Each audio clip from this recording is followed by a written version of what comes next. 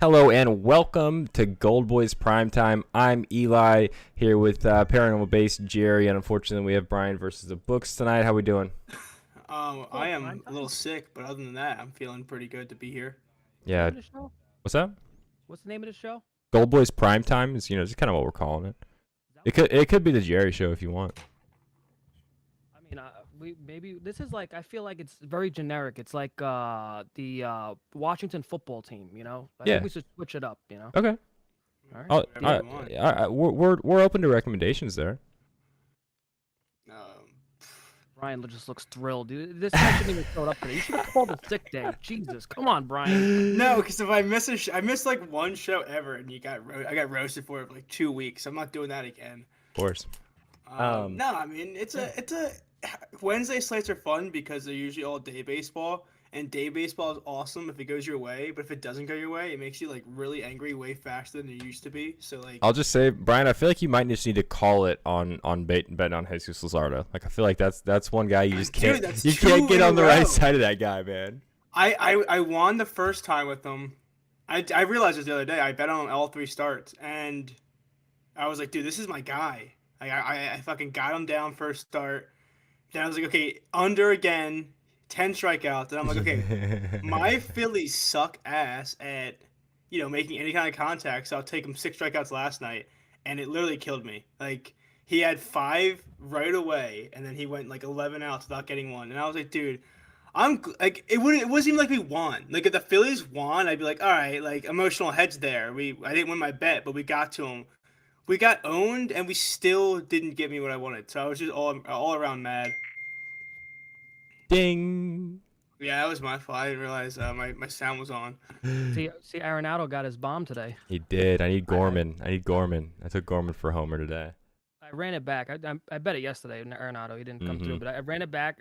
I actually have a little parlay going with him and Goldschmidt. Goldschmidt, if he goes yard, I'll be looking good for the last one. And we know what the last pick is, and we'll talk about We're, it later. we're gonna get there. We're gonna get there. So we got like 6 MLB games that haven't started yet. There's obviously 2 NBA games tonight. Before we jump into it, Brian, last night Jared and I talked with Nick, just kind of initial MLB thoughts, how the Rays are the best team to ever play baseball. Rule changes, anything that's jumping out at you, just that you're taking notes on. 2 weeks into Uh, the MLB season. Honestly, my biggest thing is that I think the pitch clock. Like I have some numbers on it, but I almost feel more comfortable taking unders and strikeouts now. Yeah. I think. I mean, you look at the guy. Like I said, I like the guy a lot. But like, look at Alec Manoah. Like, he's a guy that is struggling. Like he's like not getting whiffs and late in games. I mean, it sounds bad, but it almost seems like certain guys get gassed. Like you can think about. I mean, I know it's pitching. It's like, oh, they don't really move, but if you're hurling the ball 98 miles an hour every 15 seconds, like Yeah. by the time you get to like the fifth or sixth inning, it's almost like a good time to start maybe looking into like DraftKings has live strikeout unders. I've been looking into that market a little bit where it might be worth looking into, at least for some of these guys. Yeah, I agree. That's something we talked about last night too, kind of in a different way, and how it just seems like the number of walks is up, and obviously pitch clock has a lot to do with that. I think I mentioned that it seems to me like the shift could have a factor in that too. Just kind of being a little bit more timid and more afraid of what's not behind you, right? With that defense. But yeah, the rule changes have been awesome, I think, as a whole. I think they're also really interesting from a gambling perspective too. I agree with you. Strikeout unders to me, I tweeted out on like opening day that it's going to take a while for me to feel really good about taking a strikeout over a strikeout Yeah. ladder. And I'm still not there.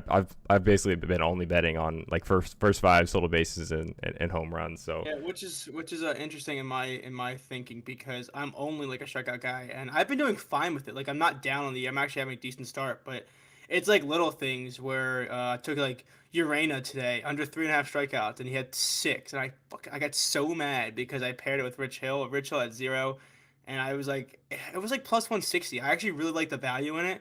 But man, like whether it's strikeout clock or you mix in the fact that the ump had like a 60-foot zone. yeah. I mean, sometimes you're at the liberty of stuff like that, which gets a little frustrating. But you can't let it get to you too much. But I have started doing a little bit more like alt strikeout stuff or like alt like stuff like that because I think the lines have been a little bit sharper. But yeah, I think it's interesting. I think it'll even out with how they started setting lines, but Yeah. it's definitely been a interesting product. We got Ginger Snap in the chat saying he bet Kelenic and Cordero for Dinger Tuesday yesterday, which hit. And he could have took you could have done that same play today and it would have hit already too. Both those guys already went yard, which is kind of nuts when you just think, Franchi Cordero and Jared Kelenic. You're Kelenic. That's what I said. That's just wild. There's been some crazy kind of home run just happenings early in the season. So let's get into it. And I think I know where I want to go. There is a 6:30 start game. We still got some time there. I want to go to the 7:08 start game because, Jerry, I want to ask you, is Vladimir Guerrero Jr., is he going to hit 1 home run, 2 home runs, or 3 tonight? All right, so it is very complicated, and it's a little bit against the grain for me. You may have some crazy nerd stats that you're looking at. I'm looking at something different. I'm looking at his past splits. This is a big thing we're seeing this season. And maybe it's every season. Maybe I just wasn't paying attention to it, but we're seeing a shift in guy. Look at Pete Alonso, for example, how bad he was in lefties in the past. He was a guy with reverse splits. And if you don't know what reverse splits are, usually a right-hand batter hits better off lefties and vice versa. But some guys, they hit better off righties, and that's a reverse split. So Vladdy actually prefers right-handed pitching, which is, he last season he had 32 home runs. I don't know if you know the stat. How many home runs out of those 32 do you think were against lefties? I would probably say just because the number of lefty, I know he's a kind of a reverse split guy. The number of lefties that just exist is a lot smaller than righties. 30 home runs, I would say like 10 probably off lefties. 4. I was gonna say 3. I was gonna go really hot, like low, but yeah. He hit 28 off right-hand pitching, and you multiply that, let's say, by 3 or 4, whatever it is. He also only had 4 doubles. So basically, he had 8 extra base hits the entire season for his left-handed pitching. His batting average was like 30 points lower. He likes righties more. But one thing we're seeing with a lot of these players is this offseason they're working on trying to change it. If he wants to take it to the next level, he needs to balance that out a little bit. He can be a guy that can hit 40, 50 home runs every year consistently if he can manage to hit left-hand pitching. So I'm going to take a chance tonight that he has changed his routine, worked on it this offseason, and he is going to smash a lefty tonight. What do you think? I like it. And so just to give you some of the nerd stats, I'm just looking. I haven't looked at this before, but looking at the righty-lefty splits and just mostly on like hard hit ball percentage, because I look a lot at exit velocity and launch angle, especially for betting home runs. Versus righties so far this year, he's averaging an exit velocity of 87.87, which is really high. He does have 2 home runs against righties, no home runs against lefties yet, but his average exit velocity is actually higher. Yeah, so his exit velo against lefties is up to 90.2, which is that's really that's gonna come. That's too high. That's gonna come down over the course of the season probably. He's got 15 at bats against lefties and 30 at bats against righties. So a little bit bigger of a sample size there. But at least so far in terms of how hard he's hitting the ball, I don't think that reverse split has been there so far this year. To give you some more nerdy numbers here, because I think I'm going to be on his total bases, and I've got I took a note out of your book, and I've got an RBI and a run play I want to run by you here in a second. But he has 6 balls hit of 97 miles per hour or more in his last 15 batted balls, and that's without a home run. So that is crazy. So MLB rates a hard hit ball as 90 plus miles per hour. I think if you look at their hard hit ball percentage, I grade that up to 95 because that's really kind of 95 plus is what we're looking for home runs. But having 6 out of your last 15 batted balls at 97 miles an hour or above without a home run, that's just, if you look up the definition of being due, that's what that is. Also, I know we can ask Brian about how bad Erod sucks. I know this is a guy he loves to fade on the mound, strikeout wise. I love Erod. What are you talking about? He's my favorite pitcher. Yeah, so he's allowing. He's actually also kind of a reverse split guy. Honestly, he's left-handed, obviously, with a 422 WOBA against lefties and a 312 WOBA against righties. The 312 is still high for a starting pitcher, but the 422 is kind of crazy. But he's just not good. So yeah, I'm all over Vladdy to go yard tonight. I'm also all over Matt Chapman because this guy's just been ridiculous. So I talked a little bit about Vladdy's exit velo. Matt Chapman in his since April 7th, so that's like 5 days. I think there's 3 or 4 games he's played in there. He has 11 hits, 11 batted balls at 95 miles per hour or more exit velo, 6 batted balls at 100 plus, and 4 batted balls at 110 miles an hour. This guy's just hitting absolute piss missiles every time he touches the ball with the bat. So I'm all over Chapman total bases and Guerrero total bases. I didn't love the odds, I think, on Chapman's home run, if I remember right. That could be wrong. Vladdy was minus 105 for 2 bases on an MGM. Chapman was plus 105 on FanDuel. Got those odds using the Piggott Sports app. Use code GoldBoys or FaceOff40 for Brian.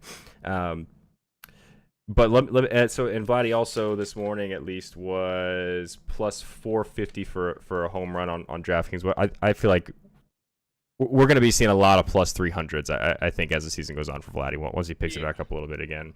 But let me run you by this, Jerry. I know you like to do this kind of thing. Vladdy and Chapman both for 1 RBI and 1 run. And the Jays money line, all on SGP on FanDuel, is plus 642. How do you feel about that? How does that make you feel?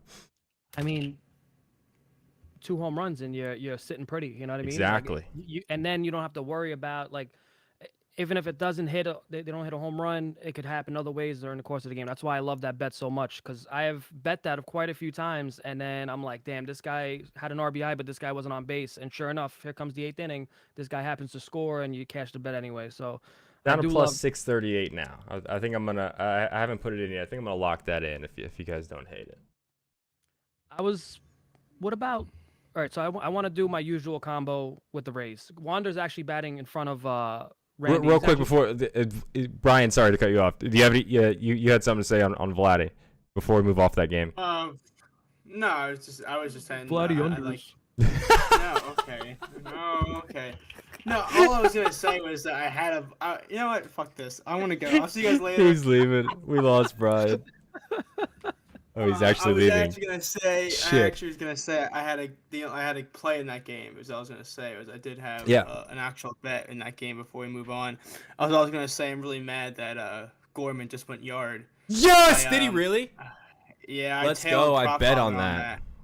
I tailed Prop Father, and then I also like Contreras, so I didn't want to post Gorman because Prop Father already did, so I was like, oh, I'll take Contreras, and Contreras had a single, so he was close, but he didn't go yard, so I make money there, but yeah, it was Gorman there for the 2-run shot in the 8th, but 2 days in a row. Yeah, that's the only reason I was hesitant to take him, but I trust Prop Father. But yeah, anyway, I did take Kevin Gausman 7 strikeouts and a win that game. If you're not familiar with the Tigers, they're not that good. They really aren't, and I actually haven't seen if they put out a lineup yet. But I talked about this as me and Nick Larson did a space where the projected lineup of the Tigers tonight. If you look at their 1 to 9, their lowest K rate guy based off right-handed pitches last year is 23.6%, and as a whole, it's 28%. They are just a nightmare of whiff and strikeout rate targets. So Kevin Gausman, he's been great this year. I mean, if you saw him last game, he's a guy that has a killer cut fastball, and if he sees a lineup like this that really does not hit righties well, I think he's just gonna chuck. Like you saw it last time with Manoah. Manoah gets kind of cute. He starts missing his control and this and that. Kevin Gausman, he just throws strikes. And I actually don't like going to 7 here, but I think he's going to get 7 with this lineup. So I did take that. It was plus 120 on Caesars. 7 strikeouts and Blue Jays to win. Javi Baez is going to strike out 3 times by himself. Dude, Javi Baez, I talk about this too, where it's like, I don't try to be outwardly mean to professional athletes, but holy hell, Javi Baez, he makes these swings, and I'm just like, dude, I could make that swing. He has some of these. You get him down 0-2, you can really put that ball anywhere, and he's likely gonna at least break his wrist. He's gonna make an effort at it. You know what I think? I think he is not putting. He got paid, not compared to the superstars, but I think he got $100 million or something like that. He got paid. No, he's making a lot of money. I Yeah. think he's making 100 or 125, whatever it is. But I don't think he has the strength. Like, I don't think he's been putting in the offseason work. He still has the same big swing he had in Chicago, where he was bulky and strong, and that doesn't work when you don't have the same physique if you're not putting in that work. So his swings look horrendous now. Like he's had some bad swings in the past, but he's also had some incredible bat speed. I Yeah. just think he still has that stupid big swing, and he doesn't have the bat speed anymore. And now he looks horrendous right now. Real This is the quick, worst I've ever seen. numbers on that, nerd numbers. Javi Baez whiff rate right now, it might not be exactly what MLB.com has him at, but I've got him at a 19% whiff rate, which is really high. It's like it's highest on the team with anybody over like 15 at bats. He's also at a 20% chase rate, so that means like 20% of the balls thrown out of the zone. Chase contact though. That's what matters. Swinging it. What's that? What's the chase contact? You know that. That's what matters. His chase contact is terrible. What is his chase rate that he actually hits? Yeah, do you have that? So this is only for swinging strikes. Okay, This is swinging strikes divided by balls thrown out of the zone. His chase rate's probably way higher than that. Yeah, this is balls he doesn't hit. Watching Javi Baez down 0-2 is like watching me play the show with my younger brother, and if he just gets a curveball in the dirt, he is swinging. Like even the game doesn't register how bad it is. It lags because he just is going for it. So yeah, I do like this one. I like the Blue Jays. I mean, their offense has been great, and if Vlad goes yard, I'll take it as long as Gausman gets to 7 Ks. I think this is just a great spot. I know some other people are already on it. I think Ryan Prop's gonna hop on it too, but I am team fade the Tigers until they stop striking out, and that might never happen. What do you think his chase rate on curveballs is percentage wise? This is contact. Oh, just contact? I'm gonna go 3. So what percentage of curveballs thrown out of the zone do you think he swings and misses at? Oh, okay, swings and misses. Yeah. Ooh. 35. I'm Brian? gonna go 52. I've got him at 50. I just kind of did these today, and it might not. I haven't like done much checking, but I've got it at 57% of curveballs thrown out of the zone to Javi Baez. He swings and misses that, which is wild. XKDTV in chat saying Portman is a sicko. I haven't checked on Portman today. What's that man doing? He is a sicko. You're right. My phone's turned off right now. I'm very focused to the show. I put a lot of effort. I write down my hand notes. I turn my phone off. That's how much I dedicate myself to the show. All right, I like that. Eli, real quick, before we go on to the next game, game, let's do it. Give me the top 5 stats. I don't know if you want to release your secret. Maybe you don't want to talk about it. I would say the top 5 stats you look at as far as nerd stats when going into a slate. It varies based on hitters. For hitters. So if I'm looking at home runs, I'm looking really at the opponent pitcher's home runs per 9 innings, which you can get every day on my cheat sheets. And I'm also looking a lot at exit velo and a launch angle. For home runs, honestly, that's all I really care about, which is probably not great, but it's care been about working. Recency bias. I do. So you want to see a guy do this for the last 5 games instead of looking at the whole season. Yeah. So actually, something I do is I look at average exit velocity in the last like 3 days or 5 days, and how that compares with the season average or their average last season, to kind of see who's starting to heat up a little bit. And I kind of filter that all down based on launch angles in between like 20 and 32. Because we're looking for like a 27-ish launch angle for a home run if it's over 95, 97. If we're looking at total bases, I actually have created my own nerdy stat that I have called I call it EXTB percent, like expected total base percentage. And basically what it is, it is made up. I've literally made it up. Made it up. But it looks only at so you think about it like all of the, and I'm not going to go too long on this. You shouldn't have asked me this question. This is your mistake, Jerry. You think about all of the offense. I'm talking, Brian. What you have to say, dude? Nothing. No, just hoping to get away from this soon. Okay. So all the offensive stat, batting average, OPS, slugging, all of that, WOBA even it all grades walks as either neutral or a positive, which for betting total bases, it's a negative, right? Because that's a plate appearance that we got nothing out of. So my stat looks at like the number of extra base hits only as one, and the number of singles as a half, and divides that by total plate appearances. So I think the league average right now is like one something. It's kind of like, it's almost like an ISO replacement. The league average is 150 right now, and like we see. Jared Kalenic has a 250 xTV percentage against right-handed pitching, so that's really high. That's what I look at for offensive. Do we know how Woba is what's the math on that? I'm Womba, you Womba. Yeah. So again, I could go on about this stuff forever, but Woba is basically like so it's weighted on base average. A lot of people look at slugging percentage, which grades a home run as 4 times as valuable as a single, which is just not the case if you're trying to evaluate offense. Where the WOBA looks at oh, come on, show me the actual numbers. It weights it differently, so it's like a percentage thing, and it weights, you know, a home run not as 4 times as valuable as a single, because it's a little bit closer. Interesting. Yeah, I was gonna say it in a non-sarcastic way is maybe we should start doing, like, when we do Morning Heat or other shows, is maybe, because I saw like Prop Bet Guy, if you follow on Twitter, he's been doing a lot more experimental stuff with, you know, hits / Runs team and RBIs, runs yeah. with the K's, and I was like, with all your nerd stats on offense and all my nerd stats on strikeouts, maybe we could like experiment into seeing how that would work in terms of some of these builders that they have. So that was the only thing I was going to say. Yeah. I'd be in. I could talk about numbers and stuff all day. Like, so real quick, Woba is weights a home run as 2.1 and a single as 0.89. So a little over double is important.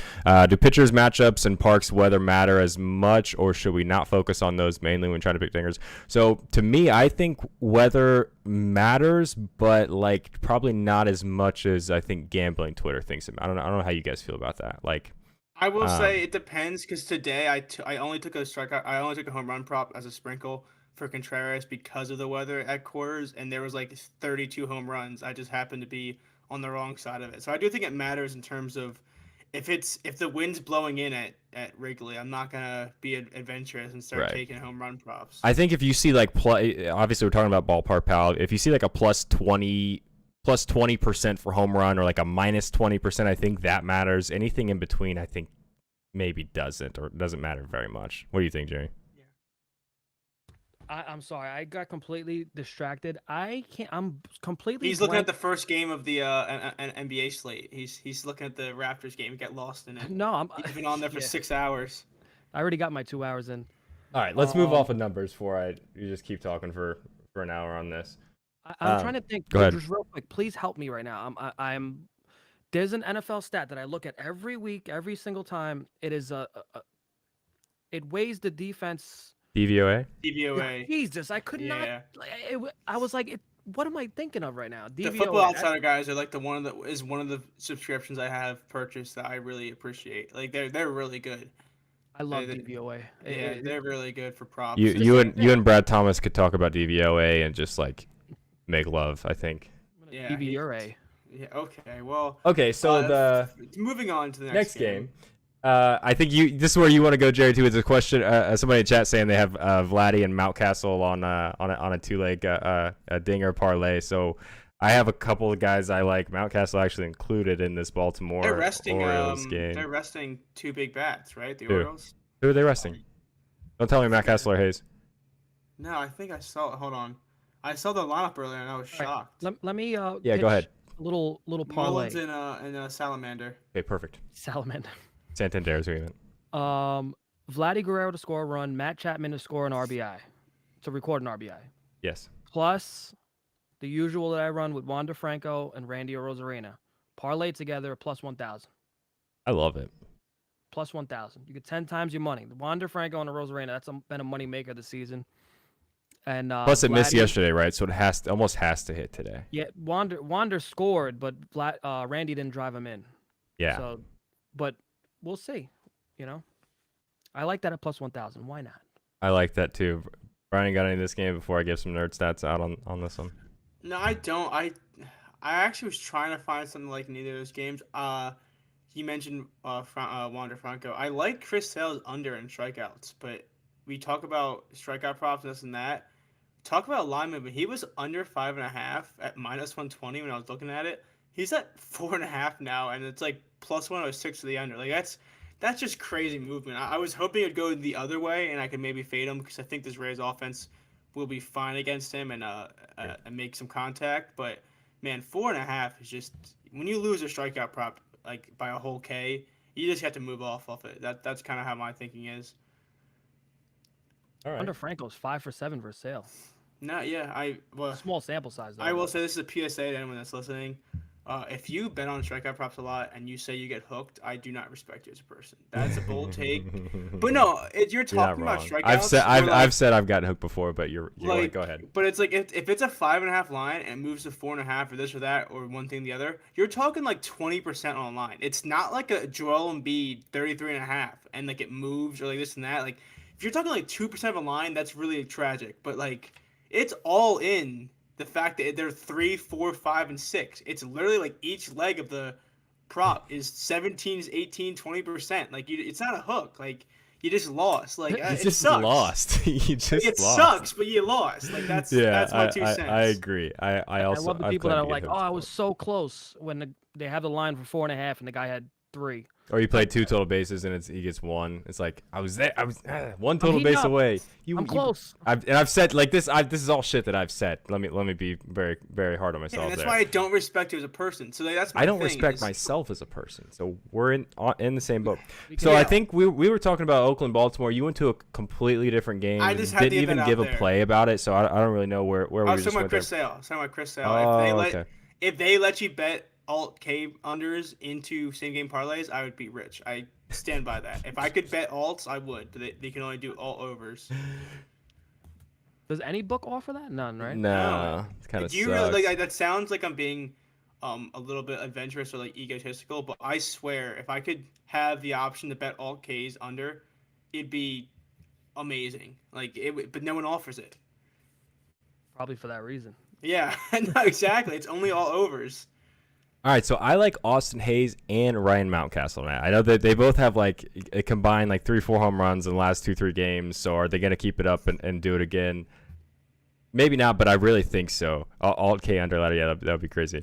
But let me give you again some nerd numbers here. Ken Waldichuk, this is a kid that I like. He's a former Yankee prospect. I think he's got good stuff. I think he's going to have a decent career in the show here, but he's not there yet. He's giving up like 2.5 home runs per 9 innings, which is bonkers. Like that's really high. That's more than I like to target anybody over like 1.2. So that's a big number. Austin Hayes and Ryan Mountcastle both have been hitting nothing but piss missiles lately. Average exit velocity against left-handed pitchers. Mountcastle's at 90. Hayes is at 89.18. Break it down a little bit further to get super nerdy. Ken Waldichuk is a fastball changeup. He throws a curveball too. He's thrown a changeup 26 times. 10 have been put in play with an average of 85 miles per hour exit velocity with like a home run or 2 in there. Hayes and Mountcastle both destroy changeups. So Hayes has seen 12 changeups. He put 3 in play with an average exit velo of 97 and a home run. Mountcastle has seen 17, 4 in play, 93 average exit velo. Waldichuk has also given up 5 home runs on his fastball. Austin Hayes is a 40% hard hit ball percentage, and that's again at 95 plus miles per hour, not 90. Mountcastle has a 50%. Hayes has a home run against a fastball. Mountcastle has 2 home runs. So I'm playing them both for a total base for 2 total bases. Hayes was plus 115 like a couple hours ago on DraftKings. Mountcastle also on DraftKings was plus 105. I also like honestly either one of them for a home run. I think I did play both of them. This morning was 675 on Caesars for Hayes and 470 for Mountcastle on Caesars. Found all those lines using the Pickett Sports app. Use code GoldBoys or FaceOff40. Thoughts on those 2 guys tonight? I mean, it's always a good idea to fade anyone on the A's, honestly, at this point. The Oakland Athletics have been very tough to watch, so I do agree there. I'm not much of the offensive prop person as Jerry is, so I'll let him take the response there. I have no opinion. All right. I said a bunch of numbers and you just stopped listening, right? No, I was I did listening. start looking at another game. I'm sorry. Okay, I'm sorry. that's fair. That's okay. You just got you just got home from work. I think you were on the train home. I Whatever. think that Brian knew that I wasn't paying attention. I did He is not. such a Mother- devious prick I did not because know he that. looked at me looking down and said, "I'll let Jerry handle this one." Yeah, like when you're a kid in school and you're not paying attention, the teacher looks at you and go, what was the question I just asked?" Yeah. You know what? All right, moving on. I like both those. Yeah, I do. I don't know if you've seen. I've seen some people take the Red Sox money line today. My question to you is: do you think the Rays continue it, or is this a letdown spot? I think it's a big question because people see Chris Sale and they see plus money, but I know Bradley's brand spanking new, but Chris Sale has not looked sharp this year. I want to know if you guys had any. I don't really bet money line much unless it's like a PPD situation, but I think it's interesting that there's a lot of money that I've seen. At least not a lot of money. A lot of tweets I've seen that have come in saying that it's like the Red Sox time and the regression's coming. This for me screams first 5 money line if you want to play it that way. Because the Red Sox, I don't know, I don't have the bullpen stats in front of me. I feel like the pen's not that great. I think Sale definitely does have, he hasn't looked great in his first few starts, but he hasn't looked bad. Yeah. That's not a compliment for him. The Rays are going to lose at some point. They might lose tonight. You're just going to win 160, yeah. If a book offered me right now, Tone Stamp. 162-0, I would. Yeah, Tone Stamp says that Red Sox suck.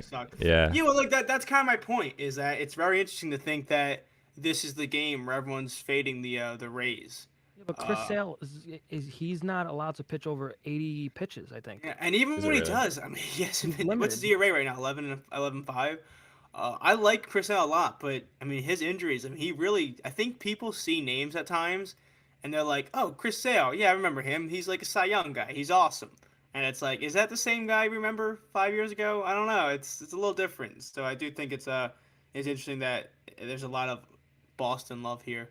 Yeah, and I hate the Red Sox. This is something that I wouldn't hate. Like you can get the Red Sox first 5 plus a half for -144. So if you have something else, kind of really maybe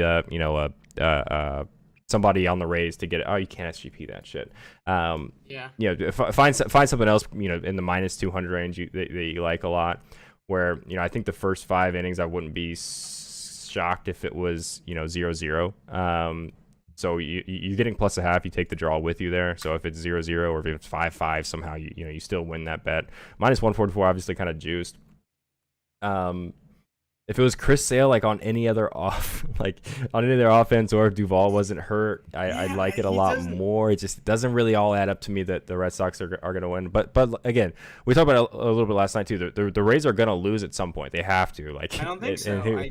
Shut up. They're going to lose at some point. 162-0. It's going to happen. Look out. But yeah, that's how I would attack it. I would attack it first 5 and either play the money line at close to even money, or take the plus a half at -144 is value there, I think, or combine it with something else on another game. What do you think, Jerry? Were you paying attention or no? Yes. Okay. Any thoughts? I'm just gonna say, watch Yu Chang hit a home run tonight. I'm just saying, just watch him hit a home run tonight. Okay, I'll take that. I mean, I don't even know if I'm gonna bet anything else tonight. I'm just full on hater mode after some tough L's. After I had this crazy 6-0 run, and then sometimes losses stick with you. So I'm just kind of really. That's true. You gotta shake them off. I will say, back to my tangent a little bit. Luzardo, he ended 1K short. Did I post a red mark or a hook? Man. You got hooked. I posted a red mark, the X, but the only play I wanted to bring up, because I know we have a lot of ideas here. What are your thoughts on the LA Dodgers tonight? They are -160 on the money line. They're behind Clayton Kershaw, and 6 strikeouts on a win is +105. And I don't know if you guys are aware of the secret, Jerry, but did you know that the San Francisco Giants cannot hit left-handed pitchers? It is a crazy phenomenon. They are striking out at a 40% rate this year against lefties, and they are hitting 190 against left-handed pitching. That is not good. That's what happens when you have Conforto and Yastrzemski in the lineup. It's not good. And even when I took it with a Bubic the other day, and I think they took Conforto out of the lineup, or they tried to like figure it out. And I was like, even your bench guys are bad. Like, it doesn't matter if you get the lefty righty split if you're putting out garbage. That sounds mean, but like a lot of teams do that where they'll take out like the lefty righty split, and it's like, oh yeah, we got Craig. It's like, who's Craig? Like, it's like, He's oh, left-handed. He's a left-handed batter. It's like, yeah, but he's your fucking first base coach. Like, it doesn't matter at that point. It's true. I mean, they have a very dominant lefty lineup. You could look at Jock Peterson, Conforto, Yastrzemski. Those are big bats that can't hit left-handed pitching, so it's gonna happen. But they got Darren Ruff back. The San Francisco Mets, yeah, the San Francisco Mets there. Yeah, I do think I think it's a good spot. I actually like the back teams too that just get embarrassed. The Dodgers yesterday looked awful. Scored 0 runs. I think they have a good chance to kind of capitalize on this. Yeah, I don't hate that either. But you wouldn't take that juice straight up though, right? Well, what would you add to that? So I was thinking 6 and a win for the Dodgers. Yeah, that's what I was thinking. I was thinking 6 strikeouts for Kershaw and a win. I like the baseball is the only sport I can take money lines with because I think the correlation with the strikeouts and the money line is heavier than other sports. Like if you take like Al Horford threes in a win, Al Horford can hit 3 threes. It doesn't have any effect in the game. I'm sorry, I love Big Al, but if you have a guy like Kershaw, if he's cruising and getting the strikeouts, you would hope that translates in the fact that he's also pitching efficiently as well. So I was thinking of the 6 and a win, but also I like the 7+ just like by itself too. I think he has a great matchup. Right on. How much money you would have lost if the last few years when Jacob deGrom was a Met, if you would have took his strikeouts, PPD, whatever, with the Mets his lines money are too high. That's the thing. Like his lines are too high too. I'm just talking about like back then with the bullpen issues. Like, yeah, he would have 12 strikeouts, 13 strikeouts, dominant performance, and the bullpen would blow it every time. It was the same thing when I grew up. That was the same thing. It's my favorite pitcher. I have like 3 of his jerseys. Was Cliff Lee. Never got any bullpen support. That's some pitchers just get hated on. It's crazy, but yeah. I forgot about that guy. He was Garrett Cole never gets any defense support either. A few things in chat. Gibbs said "ouch" in the YouTube chat with a frowny face. That was a while ago. That's my boy. I don't know what he was talking to. Tony, what are you talking about, brother? Ginger Snap in the Twitch chat thought we had talked about basketball already, so I don't like that guy might be as stoned as Jerry is right now. We have not talked about basketball yet. We're gonna get there, and Tim appreciate that, and it sounds like he listened to the Prospector Sam's something about Gold and a Potato podcast that I was on this week. It's pretty fun. I've been on there twice. He talked mad shit about you, by the way, Brian. But dude, that was fun. Yeah, no, Prospector Sam, he hates Jerry too. He's weird. A fucking loser. Dude, he is. No, like I am the first person to go on a show twice, and he talks so highly of me, and then like as soon as I leave, he's like go on Twitter, and he'd be like, "Fuck that guy." Like I'm like, all right, dude, like.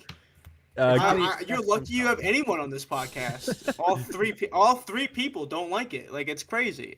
All right. There are a couple games at MLB slate we didn't talk about. You guys, anything else? Getting hooked on K's? Yeah, Tony, that's what he was talking about. I said, "Ouch." Yeah, Tony. Yeah, you didn't get hooked. I say that too, though.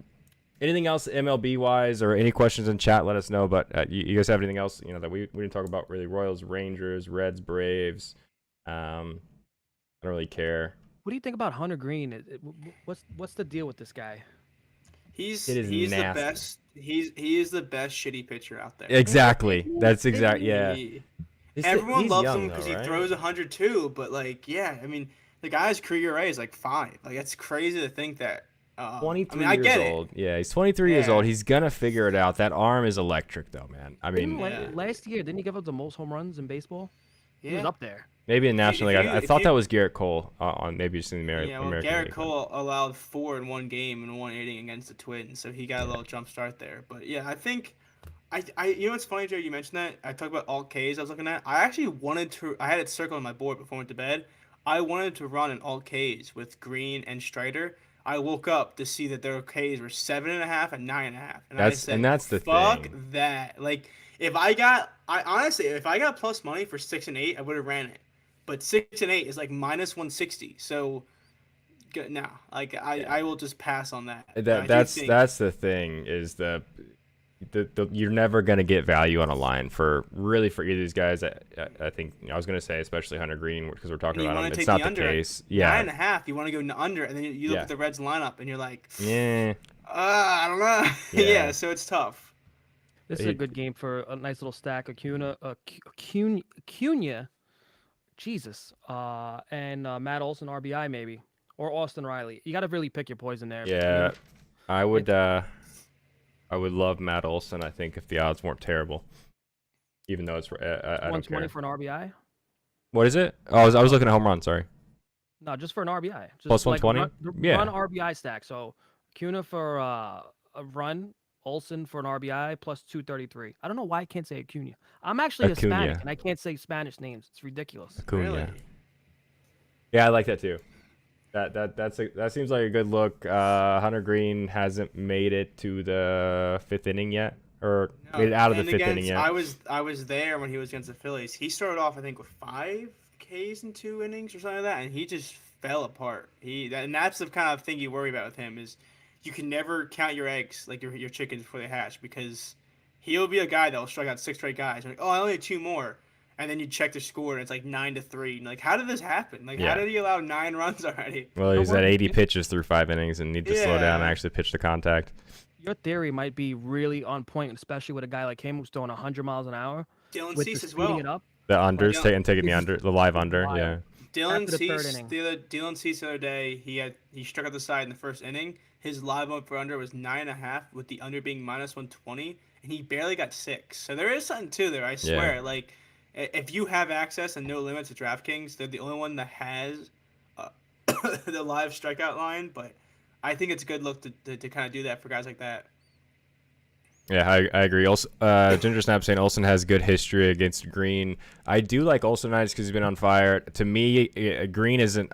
He hasn't been around long. At 23 years old, he hasn't been around long enough for me to really trust a whole lot of the batter versus. Yeah, I need a couple 2-3 years worth of 20 at bats to really trust. I've talked a little bit about this on the show before to trust a batter versus pitcher. But I like Olsen for the fact just that he's hitting the ball. He's crushing the baseball right now. Off everybody, it doesn't matter. So yeah. Side thing, if you want to make money, just pair Bryson Stott hit with anything that you will like in any single slate because he's gonna go 162 games with a hit in each game. You think so? He's up to 12 now. 12-game hit streak to start the year. Well, that's what Nick has to say about Luis Arias, and I agree with him. So maybe just parlay those two every night. Probably get close to even money. They're starting off so hot. It's crazy. How about that yesterday though? He mentions him. He says, "I'm gonna take this weird bet where he doesn't strike out."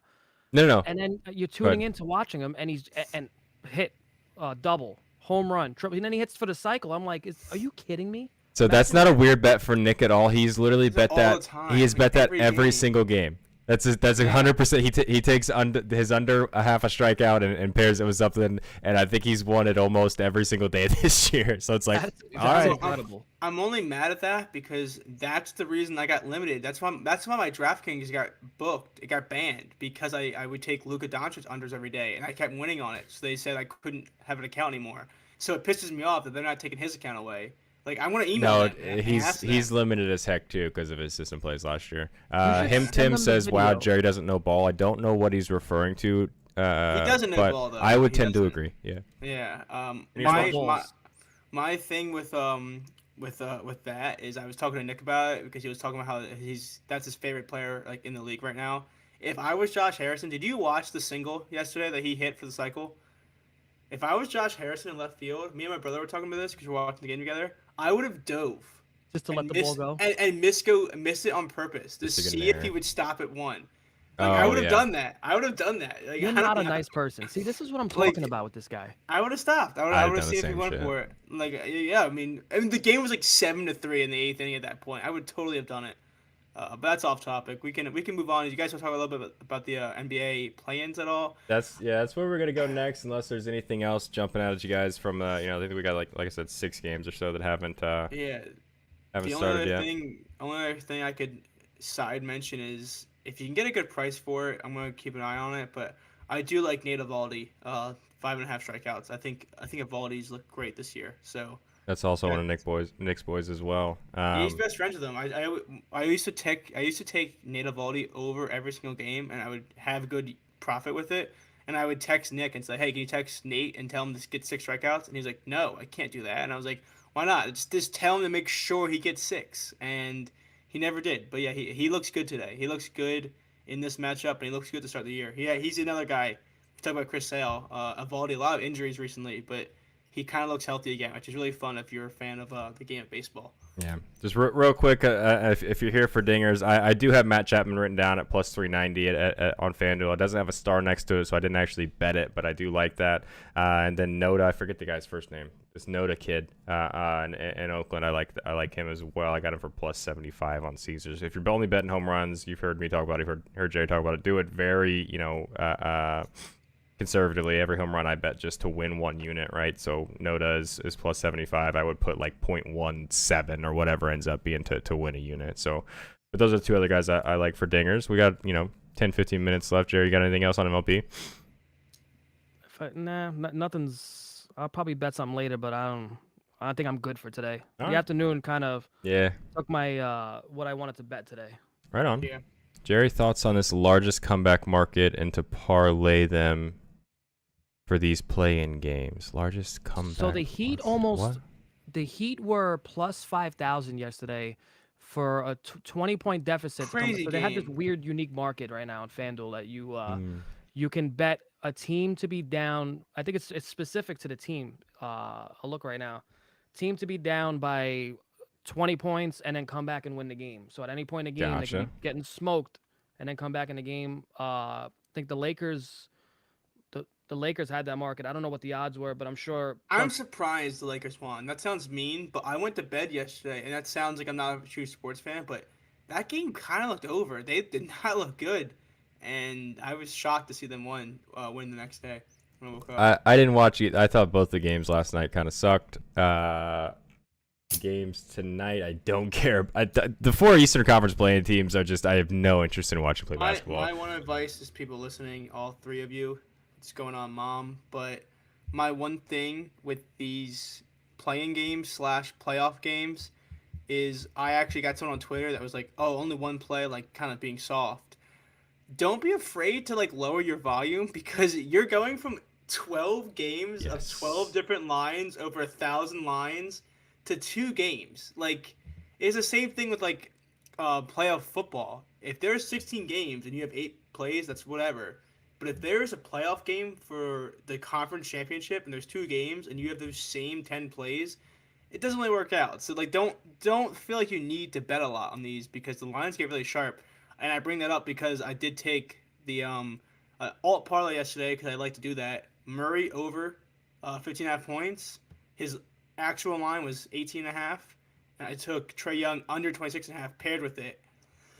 Sorry, I'm sick, but his line was 24.5. Neither one hit. Like it was 18 and 25, but the fact that I had the alts, it resulted in a winner. But that's what I mean. They get really sharp. Yeah, I agree. If there's a 2-game NBA slate and you find more than really more than 4 or 5 like straight one unit plays that you like, you're probably reaching on at least some of them, right? Don't feel like you have to bet just to bet. You've heard us all say that 1,000 times. You're gonna say something, Jerry? Go ahead. The poor guy asked a question about largest comeback. I was rudely interrupted. Listen, we were trying to stall and buy you time to find the lines on FanDuel. Yeah, it was by design. Anyway, go ahead. Answer the question. Don't tell me what to do, all right, guys? No, I'm just saying. We're trying to get the all right, so stalling. if you would have bet it, so this is the 10-point deficit line. It's Toronto to trail by 10 points and win the game, plus 450. Chicago Bulls to trail by 10 points and win the game, plus 650. I don't know what the Lakers line was, but obviously they were down double digits, and they ended up winning the game, so that would have hit. I'm kind of curious now because if you bet this for each game, I wonder if you would have been profitable because you already would have had 1 hit with the Lakers down 10 and coming back, and they probably would have been in the plus 650, I would guess, range. Actually, yeah, maybe a little more than that. So probably like plus 700, let's say. So I wonder if you do. Can you guys hear me? Yeah, we can hear you. We gave you the full spotlight because you got mad at us for talking. So it's just you on the screen right now, brother. You. You guys are real.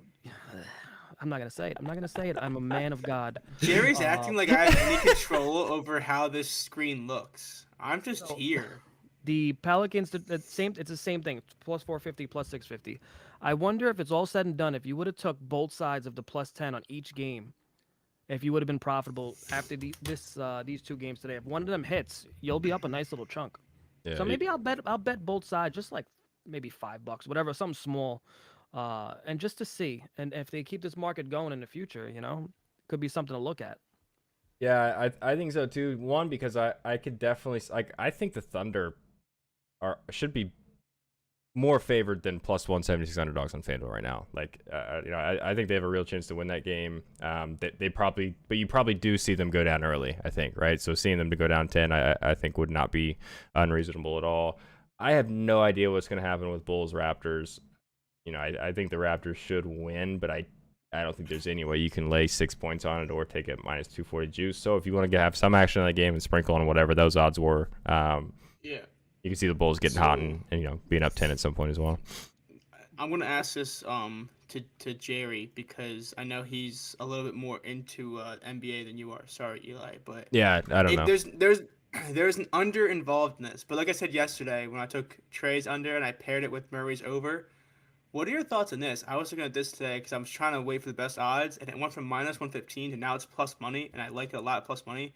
I kind of want to take OG Anunoby 14 plus points paired with Scotty Barnes under 18.5 points. I do like OG. I do like OG. I do think those are how I'm going to attack the playoffs. I did it last year, where if I like a guy, I'll take his alt, and I'll take the higher alt for the under that should suffer from them doing well. And I think Scotty Barnes, I mean, his role in the offense the last few games has kind of diminished a lot. Because is he him? Like, people always say that on Twitter, like, oh, he's him.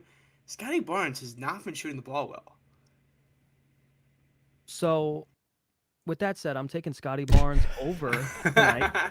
I'm taking him to parlay. 30. Yeah, okay. After you said all this, I'm taking him for 15. His line's 15.5. I'm taking him for 15 points, and Fred VanVleet for 6 assists combined together to get plus 102. But Brian hates it, but he hates fun, and that's just the fact of it right now. I want to see them utilize Scotty Barnes. You look at the Raptors. A guy like Scotty Barnes is someone you want to use to get in the paint and cause foul trouble. He can be aggressive. He is obviously not a very good shooter. You want to utilize that. I think that he's going to try to attack the rim. Vucevic isn't really scaring anybody as far as being a rim protector. He gets a bad rap, and he shouldn't because he's playing in a really complex defense. The Bulls run, and he does it well. But as far as being a pure rim protector, he's not that guy. So I think we see an aggressive Scotty Barnes tonight. That's my theory. So I think you have 15 points. Is that what you said? 15 points, and it sucks because they played each other 2 times this year, and it was the most disgusting box scores you can think of. You look at the box scores for the last 2 games against these 2 teams, it is horrendous. But you can't really go by that. Every matchup's different. But I am going to take a chance on Scotty Barnes to get to 15, be aggressive, and VanVleet should definitely get 6 assists. If he doesn't get 6 assists. Yeah. I'm not going to neuter myself, but, I don't want to do that again. You still owe us a neutering, I think. Yeah. I will say this. Barnes was not my necessary first choice. I actually kind of wanted to take the under on VanVleet's points. But, man, he's 17.5. Like, that's what I mean. This is what I'm trying to say with the playoffs, is that in any regular season game, I guarantee you Fred VanVleet would be 20.5, 19.5. But it's sharp. Like, if it was 19.5, I would take that straight, no problem. For VanVleet, but these games, like there's a reason that Vegas makes money, especially in the playoffs. And when there's less games and more eyes on the prize, like you see these lines where same thing with Trae Young. I had him projected at 28.4. He had 25. That's the thing. If I got 26, like normal Trae Young lines, I would take it. But man, they really. I'm with Jerry though. It's really all about finding those same game parlays, which is not usually how I advertise betting, but in these situations, like the straight betting gets a little tougher. Yeah, that's real quick. You can use Pickett Sports obviously to shop those lines, but that's where I think FanDuel has the clear advantage. I think for the most part, their straight lines are you can usually find a line somewhere else. They're same game parlay better. I think Builder, at least for MLB so far, has seemed light years above a DraftKings, MGM, Caesars, all of that. A couple questions in the chat on this game before we move to the next one. If you guys have anything, Gibbs likes Colby White 15. Any thoughts? I like Colby White. Yeah. So, role players in playoffs. We talked about this last night. Brad talked about it. Right, it was you. Yeah, I don't know. Role players in playoffs. I think we see a little bit less of. I think we'll be but I don't know. You think so, and then you see Jimmy Butler just sitting on the bench wasting away for 6 minutes. So I thought it was going to be heavy minutes for the starters, and it wasn't. So yeah, I do think it's interesting because Colby White was 9.5 plus money for the over, and I really like it. I like Colby White a lot, but I'm in the same boat with Eli. I was kind of saying is there's nothing worse than taking it over for a bench player / role player in the playoffs. And then you check in and you just are sitting them in the warm-ups and you're just sitting there thinking, what the hell is going on? But yeah, I do like it, and the one thing is you just hope he makes a few shots because that sounds like a dumb statement, but if he makes like an early That's exactly shot, what Ginger Snap just said in chat. Go ahead. Yeah, like if he makes one of his first 2 attempts from 3, you can kind of feel good that he can get the roll curve out in the offense, but in the playoffs, there's no point. There's like no time to figure it out. Like, this is a side thing, but I might take a lot of Keegan Murray unders in the playoffs because he's a guy that. Don't tell Jerry about that. I know, but Jerry and I have talked about this before because he's the first. He's the first guy where if he misses like 4 threes to start, he'll get pulled. Like, and in the playoffs, I imagine it'd be the similar thing. It's funny you said that because yesterday we spoke about it, and I think it was yesterday, right? When I said Keegan Murray's line might be inflated. Yeah. Because the last month of the season, his 3-point shots were through the roof compared to the rest of the season. And I have a theory that I think personally he was just trying to bury the rookie record for threes. So we may be getting an inflated line for the start of these playoffs. And I don't think the volume's going to be there. I think he's going to go back to being a 3 to 4, 3 to 6 maybe attempts per game max. He's not going to be shooting 10 threes a game like he was during the end of the regular season. So I think we're going to get an inflated line. I think that's going to be a number to maybe look at as far as even trying to do some negative correlation. If that line is boosted up, take him for like 10 points and then under his threes, you get a crazy line. But that's real degenerate shit. Yeah. Shouldn't be promoting that. We agree here. We're friends on the show. But yeah, no, I agree with that. I think it's the only guys that like have a clear role are maybe Barnes and Karn and Herter are like the 2 guys that probably get the leeway in the playoffs. But other than that, they have too many wing guys that you can see get benched at any moment. And this is right up your alley, Jerry. Tim asks, saying Fred VanVleet triple-double is a great shot. I know you mentioned his assist later. And maybe a crazy 8 situation feels a little bit better. The last game, I think it was the last matchup they had, he had like his worst shooting game of the year. He had 3 points. I think he went 1 for 11 from the field, but he had 6 rebounds and 9 assists. Depending on how the players are playing around him, he may just take the back seat and be that facilitator, be aggressive, try to make it, because his plus-minus was only like -2, even though he went 1 for 11 from the field. So he contributed, and he may look to do that here. Who knows, like, this is the thing that's like real frustrating betting on NBAs because you can't get into the player's mentality or mindset. You don't know if that 1 for 11 pissed him off to the point where he's going to try to go off and score and try to redeem himself a little bit, or he's just going to take the back seat and just be a facilitator. So it's definitely something to have fun with. I don't know about triple-double. I don't like the rebounds part of it, but I wouldn't mind going 12 assists, like boost his assists up and taking 6 rebounds. I think that's a little more realistic. Like you probably get some good odds for that. But triple-double, it's always fun though. If you as long as it's not money that's gonna hurt you, if you want to throw a couple dollars on it, why not? Yeah, I'm in. I'm not in. I like it though. I'm not betting it, but I like the analysis. All right, let's move on to the last game here. I'm gonna just say real quick, they got Thunder Pelicans. I was auto betting SGA's 30 plus like way before it was cool, like right immediately when he came back from injury last year. I think we see an SGA show tonight. I think I think it's the first time they didn't make the playoffs. Yeah, it's the first time he's in the playoffs or play in postseason, whatever. His 40 plus, I haven't bet this yet. His 40 plus and OKC money line is plus 705 on FanDuel right now. If you want some action and something crazy odds, throw a few bucks on that. I think I might end up $5 on that, just because I like SGA is my favorite non-Pacers player in basketball. And I think they might win the game. What do you guys got on this one? I like SGA. Sorry, I just got the alert that the Phillies got tied up. Soler solo shot. If anyone had Soler home run. 107.8 miles per hour, 20 degrees of launch, which is crazy that it went 417 feet. Anyway, go ahead. Yeah, no, I was gonna say the only thing I could touch in this game is SGA, which sounds weird, but I don't like this game as much. If anything, my one thing is we talk about sharp lines. I actually like the unders on Valanciunas only because you talk about role players. Valanciunas is like a giant role player. If he does not start off well, he's like the first person just to get like pulled so fast. But I looked at his lines and I tried to figure it out, but his points are 13.5, and that's at the point where we talk about, quote unquote sharp lines. 13.5. For a guy that scores in mostly twos, that was a little too scary for me. But yeah, I do like his unders in terms of being able to get yanked at any moment. Let me throw this at you real quick, Jerry. Sorry, I know you're about to go. Let me throw this at you real quick. Boston Red Sox first 5 plus a half parlayed. Oh, so that's dropped to minus 130. So there might have been some news or something we didn't catch up with. Oh, it was the Japanese guys is out. But anyway, first 5 plus a half combined with Shea 30 plus is plus 147 on FanDuel. You can take the draw with you on the Red Sox. Yeah, I don't hate it. Anyway, go ahead, Jerry. Sorry.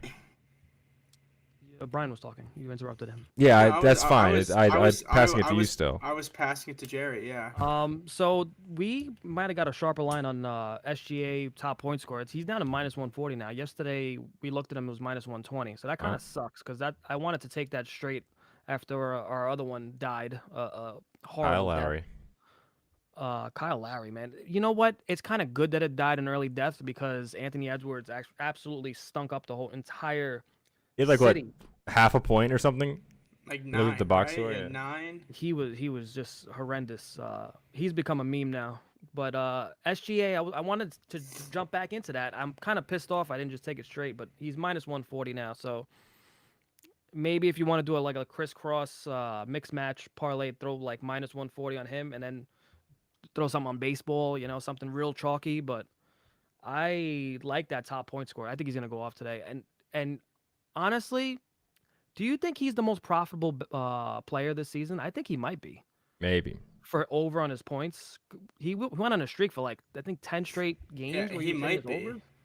It's got to be close. I mean, there's probably some weird role player we're not thinking of that hit like crazy, but he's got to be up there. Top 5. For me, he was hitting it so much because I don't think the line moves. So when you see a guy when the books know when Dame Lillard gets hot, his line jumps up to 32, 33, 30. And 36, dude. It went up to 36 and a half at one point. It was ridiculous. Not just once. It was a while he was sitting at 36. And every single day I had to do that thing where I was like, do I want to take the under 36?